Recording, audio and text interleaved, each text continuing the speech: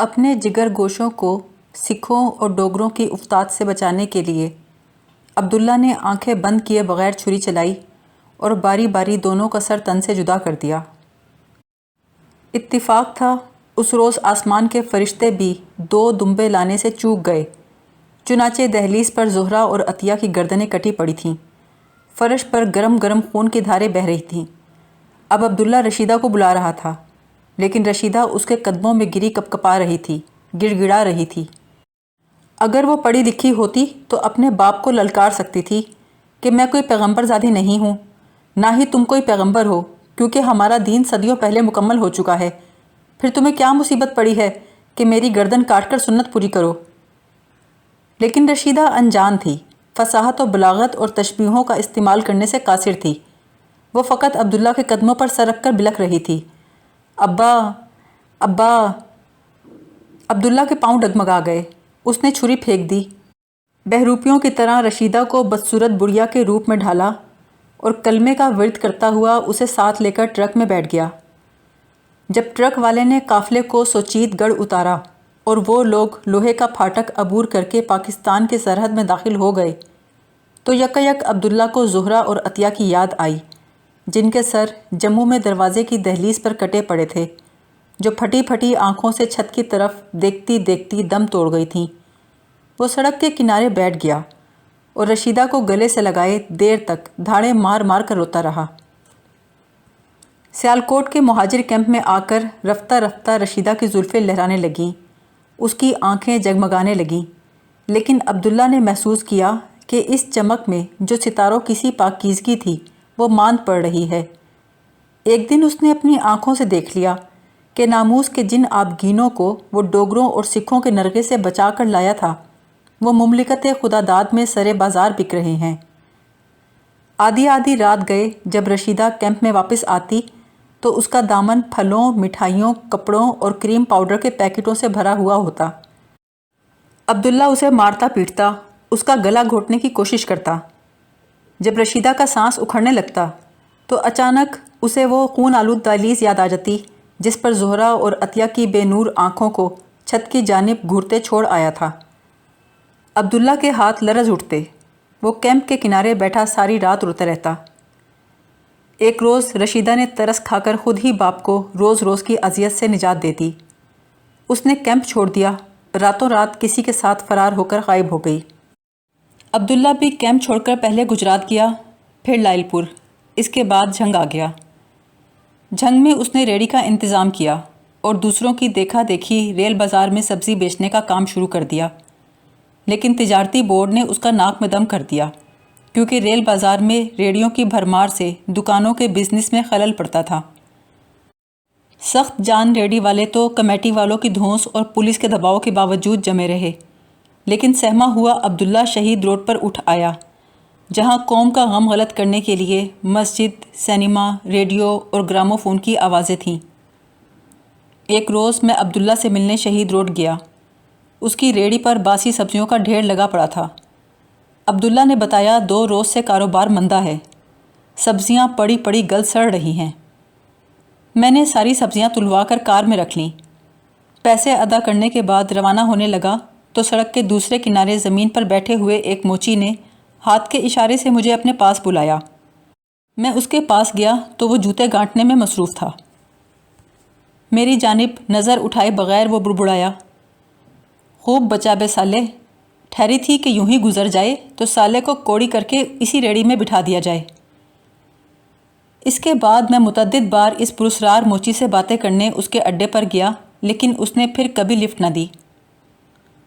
ایک روز جھنگ کا ایک جانا پہچانا ادیب اور صحافی بلال زبیری مجھے ملنے آیا۔ باتوں باتوں میں اس نے بتایا کہ لاہور میں سعادت حسن منٹو اتنا شدید بیمار ہے کہ جان کے لالے پڑے ہیں۔ سعادت حسن منٹو سے میری کافی پرانی صاحب سلامت تھی۔ چند روز بعد میں اس سے ملنے لاہور گیا۔ بیگم منٹو نے بتایا کہ جگر میں خرابی ہے، دوائیں کام نہیں کرتی کیونکہ وہ پینے سے پرہیز نہیں کرتے۔ ڈاکٹر نے کہا ہے اگر وہ کچھ عرصے شراب منہ کو نہ لگائیں تو شاید علاج کارگر ثابت ہونے لگے۔ میں نے بیگم منٹو سے اجازت لی اور بہلا پھسلا کر منٹو کو اپنے ساتھ جھنگ لے آیا۔ 2-3 دن وہ بڑا خوش رہا۔ میرے ساتھ شہر سے نکل کر دیہاتی ماحول میں گھومتا پھرتا رہا، کہیں کہیں چلتے ہوئے رہٹ پر نہا بھی لیتا، لیکن چوتھے روز اس کا موڈ بگڑ گیا۔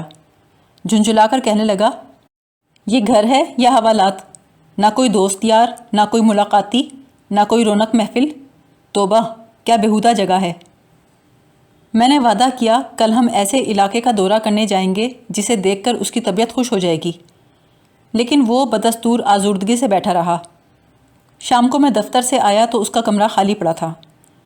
میرے اردلی صدیق نے بتایا، مہمان صاحب کو فوراً لاہور جانا پڑ گیا تھا، میری فرمائش پر کمپنی کی بس ان کو لینے کوٹھی پر ہی آ گئی تھی۔ ڈرائیور نے فرنٹ سیٹ ان کے لیے خالی رکھی تھی، میں نے تاکید کر دی تھی کہ راستے میں ان کا خیال بھی رکھے گا۔ جھنگ میں منٹو کا دل کیسے لگتا، وہ تو بقول فیض اس عقیدے کا آدمی تھا۔ آئے کچھ ابر، کچھ شراب آئے، اس کے بعد آئے جو عذاب آئے۔ جھنگ کا ایک پڑھا لکھا نوجوان اسار رائی کبھی کبھی مجھے ملنے آ جاتا تھا۔ وہ ان دنوں فاقہ مستی کا شکار تھا، روزگار کی تلاش میں شہر شہر گھوما کرتا تھا۔ اس کا ایک دوست لائل پور کے محکمہ مواصلات میں سینئر کلرک تھا۔ اس محکمے میں کلرک کی اسامی نکلی تو اس نے اسار رائی کو اپنے پاس بلا لیا اور کلرک کی خالی جگہ کے لیے درخواست دلوا دی۔ انٹرویو تو ہوا لیکن کلرکی نہ مل سکی۔ کچھ دنوں بعد اسی دفتر میں چپڑاسی کی جگہ خالی ہوئی۔ اسار نے سوچا اگر میں چپڑاسی کے طور پہ بھرتی ہو جاؤں تو شاید ترقی کرتے کرتے کلرک کا عہدہ بھی حاصل کر سکوں۔ چنانچہ اس نے چپڑاسی کے لیے بھی عرضی ڈال دی۔ سربراہان نے اسے سب سے آخر میں بلایا اور انٹرویو کرنے کی بجائے سامنے بٹھا کر حوصلہ مندی پر تقریر فرمائی اور خوشخبری سنائی کہ وہ ایک پڑھے لکھے نوجوان کو اپنے دفتر میں چپڑاسی نہیں لگا سکتے۔ اس کے یہ حالات معلوم ہوئے تو میں نے اسے تار دے کر جھنگ بلوا لیا۔ ملازمت تو میرے پاس بھی نہ تھی، لیکن مسلم لیگ کے ایک سالار شیر زمان خان کا نام میرے ذہن میں آیا۔ تقسیم سے پہلے وہ سرما بیچا کرتا تھا، پاکستان آ کر جھنگ میں مسلم لیگ کا سالار بن گیا تھا۔ اسی دھونس میں دیگر مراعات کے علاوہ اسے ایک چینی کا ڈپو بھی ملا ہوا تھا جس میں وہ جی بھر کر بلیک مارکیٹ کرتا تھا۔ ڈسٹرکٹ فوڈ کنٹرولر کے دفتر میں اس کے خلاف شکایات کی فائل بنی پڑی تھی، لیکن اس کے سیاسی دبدبے کی وجہ سے ہر کوئی اس کے خلاف کارروائی کرنے سے ہچکچاتا تھا۔ میں نے شیر زمان کا ڈپو منسوخ کر کے اسے اسار رائی کے حوالے کر دیا۔ دوسری شام اسار ڈپو میں گندم اور چینی کا حساب کتاب کر کے لوٹ رہا تھا کہ پولیس کے 2 سپاہی اسے تھانے لے گئے۔ اسسٹنٹ سب انسپکٹر آنکھیں سرخ کیے بیٹھا اس کا انتظار کر رہا تھا۔ پہلے تو اس نے چھوٹتے ہی اسار کو 2-3 گالیاں دیں، پھر ایک نوجوان کو سامنے کھڑا کر کے کہا، تم نے اس سے جو نقد رقم اور گھڑی چھینی ہے وہ فوراً واپس کر دو۔ یہ ڈرامہ مسلم لیگ کے سالار شیر زمان خان کے ایما پر ہو رہا تھا جو ساتھ والے کمرے میں سپاہیوں کے ساتھ خوشگپیوں میں مصروف تھا۔ پولیس اسٹیشن سے فون کر کے اسار نے اپنی نئی افتاد مجھے سنائی۔ میں نے فوراً ایس پی صاحب کو ٹیلی فون پر اس دھاندلی سے مطلع کیا۔ نامعلوم انہوں نے کیا کارروائی کی کہ تھانے دار نے اسار کو کرسی پر بٹھا کر معافی مانگی اور شیر زمان کو سامنے بلا کر گالیاں دینے میں مصروف ہو گیا۔ ڈپو کا سہارا پا کر اسار رائی نے ادب و ثقافت اور صحافت کی جانب رخ کیا۔ اس نے ملتان میں بزم ثقافت کی بنیاد رکھی اور ہر سال جشن فرید منانے کی شاندار تقریبات کرنے کا اہتمام کیا۔ آج کل وہ ملتان میں روزنامہ مشرق کے سب آفس کا انچارج ہے۔